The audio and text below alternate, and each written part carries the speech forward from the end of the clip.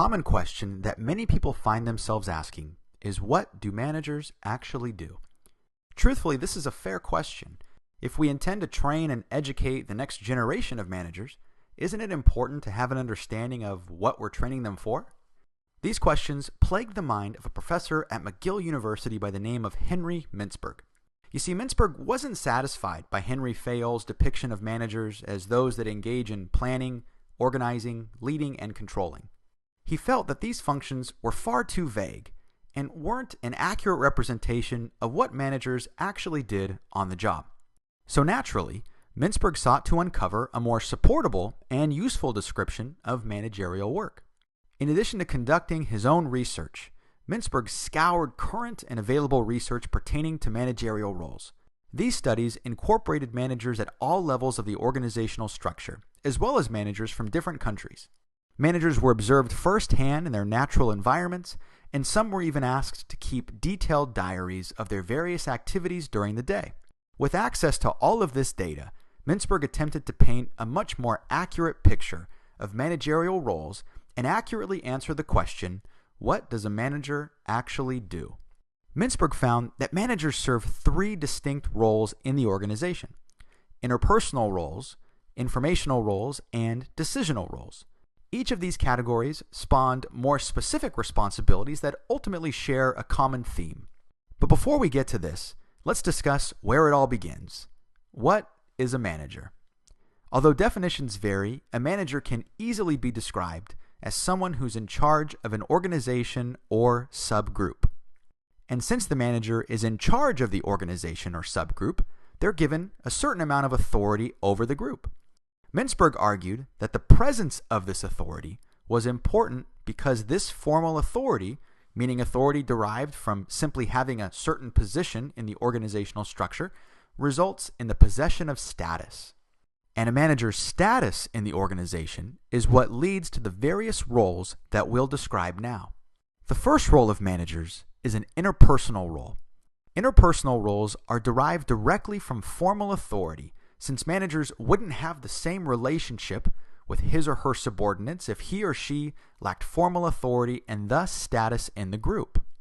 Within interpersonal roles, managers fulfill three important roles: figurehead, leader, and liaison. As a figurehead, managers are the head of the organizational unit and are responsible for performing certain ceremonial duties.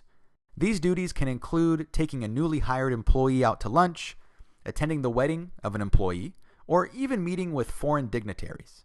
Although these may not sound critically important to the organization, they ensure the organization runs smoothly.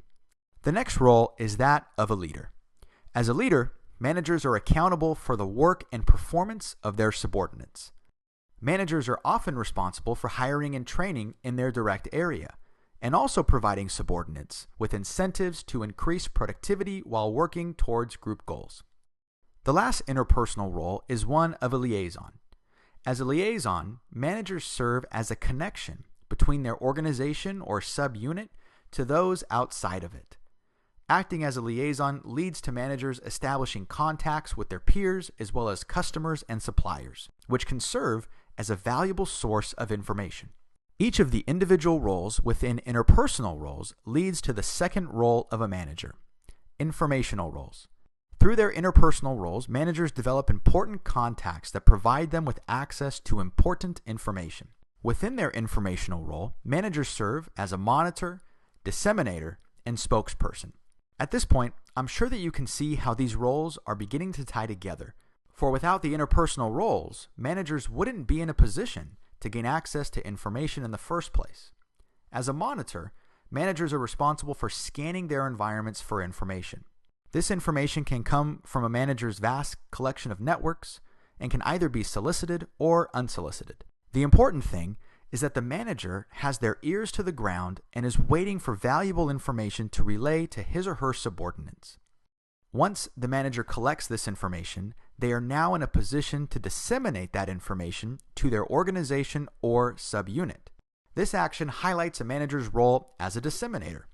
Without the manager, subordinates wouldn't have access to this information, since they likely lack the vast network of contacts that managers possess. The last informational role of a manager is that of a spokesperson.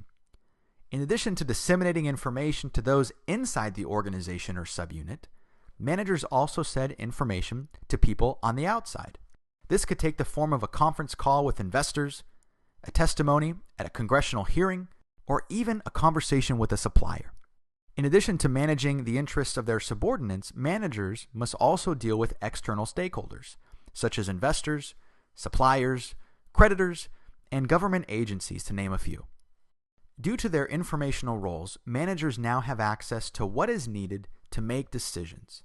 Managers play a significant role in the decision-making of their organization or subunit, and this is in large part due to the level of information that they have access to. Within a manager's role as a decision-maker, they also serve as an entrepreneur, disturbance handler, resource allocator, and negotiator. As an entrepreneur, managers seek to utilize their information for the purpose of improving their organization or subunit. Remember that while serving as monitor, the manager is scanning the environment for information and opportunities.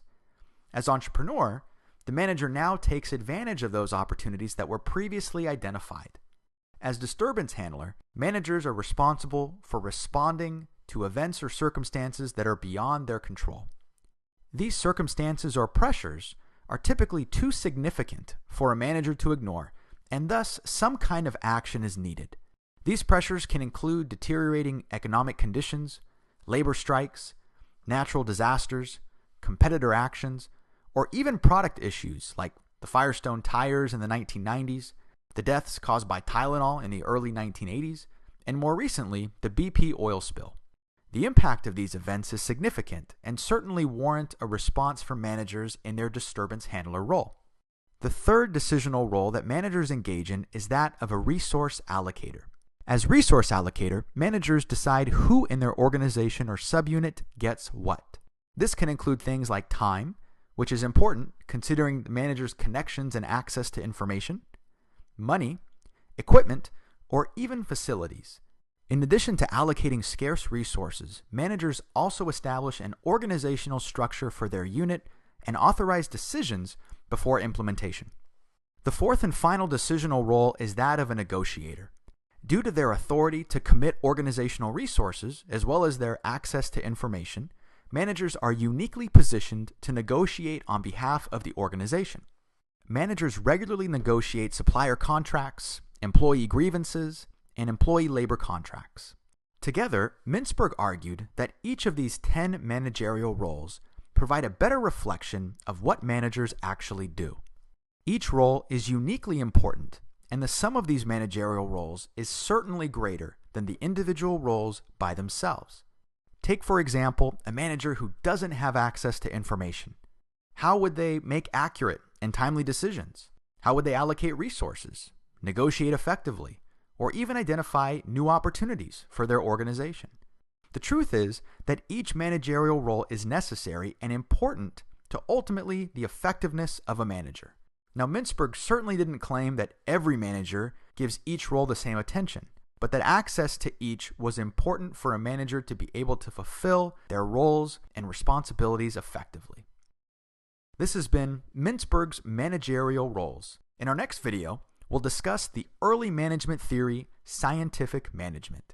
For questions, please leave them in the comment box below, and I'll do my best to get back to those in a timely fashion. And remember to subscribe to Alanis Business Academy to have our latest videos sent to you while you sleep.